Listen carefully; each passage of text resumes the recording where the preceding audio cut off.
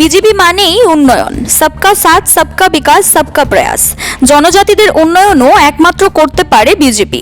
অন্য সমস্ত রাজনৈতিক দল, বিশেষ করে আঞ্চলিক দল, দাবি তুলতে পারে, প্রলোভন দেখিয়ে মানুষকে মিছিলে হাঁটাতে পারে, কিন্তু মানুষের ঘরে সুবিধা পৌঁছে দিতে হলে বিজেপি দরকার।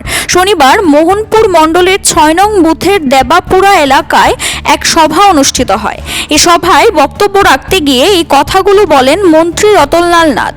মোহনপুরের উন্নয়নকে আরও ত্বরান্বিত করতে এদিনের আয়োজিত যোগদান সভায় ৩০ পরিবারের ৯৩ জন জনজাতি ভোটার বিজেপিতে যোগদান করেন।